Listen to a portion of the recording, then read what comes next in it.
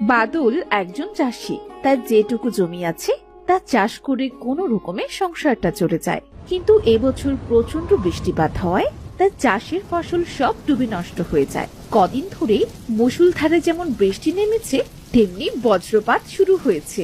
এমনই একদিন সকালে বাদলের স্ত্রী বাদলকে বলল, তুমি কি গো, সে কবে থেকে বলছি মেয়েটা আমার চিংড়ি খেতে চাইছে, তুমি তো যেন কথাটা কিছুতেই কানে তুলছো না। কানে তুলেও আর কি বা করবো গিন্নি, বলো। চিংড়ি মাছের যে দাম আর আমাদের যে অবস্থা, চিংড়ি খাওয়া মানে স্বপ্ন দেখা। তবু চেষ্টা করতে তো পারো একবার, নাকি? মেয়েটা আমার রাতে না খেয়েই ঘুমিয়েছে।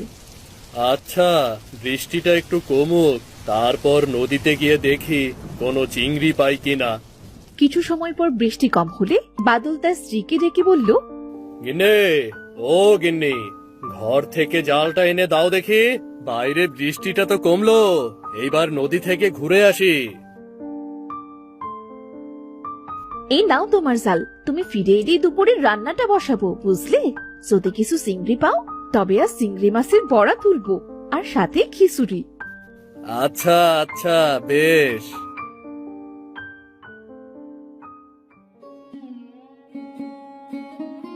জালটা বেশি ভালো না।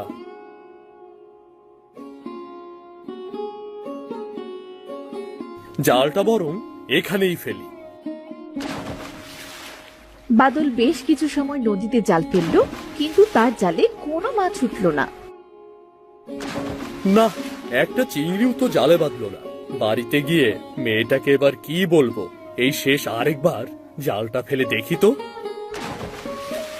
না, এবারও একটা মাছও জালে আসলো না। সেই সকাল থেকে জালটা টানছি। হায় সৃষ্টিকর্তা, তুমি তো একটা চিংড়ি অন্তত মেয়েটার জন্য জালে দিতে পারতে।